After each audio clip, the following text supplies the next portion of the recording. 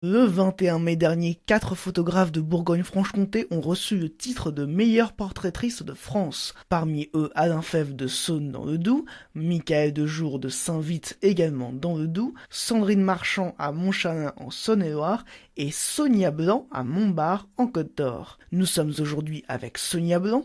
Pour vous, qu'est-ce que ce prix de portraitrice de France représente ? C'est un prix qui représente avant tout la reconnaissance de mes compétences professionnelles et artistiques et la valorisation de mon travail et donc par extension de mon métier de photographe. Donc c'est beaucoup d'honneur en fait pour moi. Donc c'est une légitimité en plus par rapport aux futurs clients. Exactement. Le jury de ce prix, qui est-ce qui le composait ?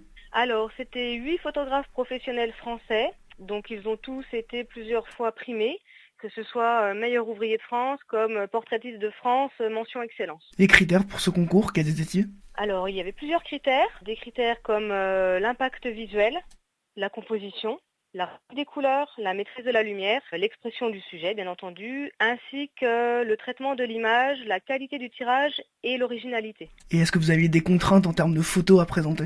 Oui, j'avais 12 photographies à présenter avec des thèmes imposés qui étaient une femme enceinte avec son compagnon ou sa compagne, un enfant de la naissance jusqu'à 10 ans, un adulte de plus de 60 ans, une famille composée de minimum 3 personnes, 4 portraits libres et 4 de mariés. Donc finalement, ces photos, elles étaient représentatives de votre travail ? Tout à fait. C'est vraiment le cœur de mon métier car je suis spécialisée en reportage de mariage donc et en séance famille et portrait.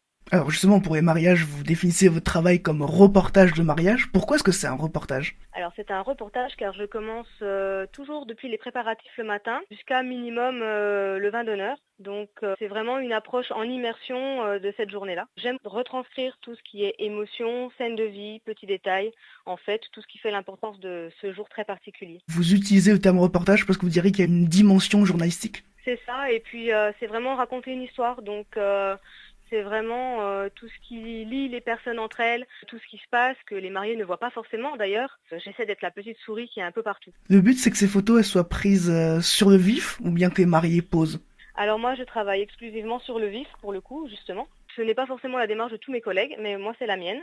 J'aime le naturel et la spontanéité. Je veux vraiment que mes mariés, en fait, puissent revivre cette journée grâce à leurs souvenirs. C'est important de retranscrire des émotions pendant le mariage ? C'est vraiment ce qui m'intéresse, en fait. C'est ce que je recherche, en fait. Concernant les portraits, le plus difficile, c'est quoi ? C'est de donner confiance au modèle ? Alors, c'est vraiment une part importante, en effet, de ma démarche. Sans confiance, on ne fait pas de portrait, en fait. Ou alors, ça se voit. Et moi, je veux vraiment que la personne, quand elle regardera ces photos, elle ressente le naturel, elle soit à l'aise. Souvent, ces personnes, elles n'ont pas confiance en elles.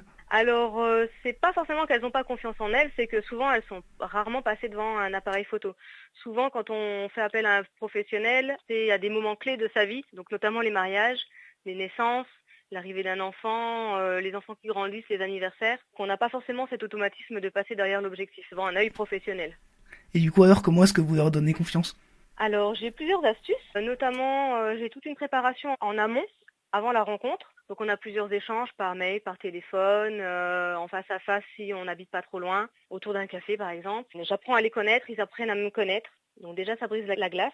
Ensuite, ma façon d'être. Le feeling passe bien en général quand ils me choisissent. Donc, ils aiment ce que je représente. Ils choisissent pas juste un œil, ils choisissent une personne. Et bien entendu, quelques astuces de professionnels avec des jeux, des interactions, pour qu'ils oublient qu'ils sont devant l'appareil photo. Sur votre site, on a l'impression que les couples, c'est une partie importante de votre travail.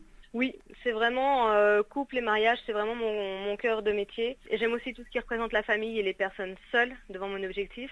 Là, dernièrement, par exemple, j'ai assisté à un stage de 3 jours pour me spécialiser également en photographie de famille. Les couples, c'est plus facile à photographier. C'est pas que c'est plus facile à photographier, parce que je me suis également formée pour photographier des couples, c'est juste que j'ai plus d'expérience dans ce domaine-là. Est-ce que vous préférez travailler en intérieur ou bien en extérieur ? Alors, je préfère travailler en extérieur. Après, travailler en intérieur, ça offre également d'autres possibilités en termes de lumière et de rendu. Par contre, je n'ai pas de studio, donc je vais soit à domicile, soit en extérieur. Et l'avantage de l'extérieur, c'est que pour vous, ça permet de travailler en lumière naturelle. C'est exactement ça.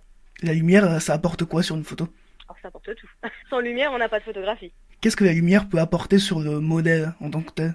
Alors, ça permet de façonner les visages, ça permet de rendre une ambiance, ça permet de lire une certaine composition, de rendre des points forts sur certaines images. C'est l'essence même, hein. La photographie, c'est bien, ça signifie bien écrire avec la lumière. Finalement, le but de vos photos, donc, c'est de valoriser vos modèles, de leur redonner confiance en eux. Alors, mon but, c'est bien entendu de créer de belles images.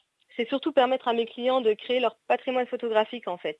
Ça leur permet d'avoir des photos qu'ils pourront chérir toute leur vie, d'un instant T de leur vie, et de pouvoir ensuite les transmettre aux enfants, aux petits-enfants, qui puissent regarder ensemble. Pour ma part, je n'ai pas fait d'études en psychologie ou en art-thérapie, donc je ne me permets pas de me focaliser sur... je ne me sens pas forcément...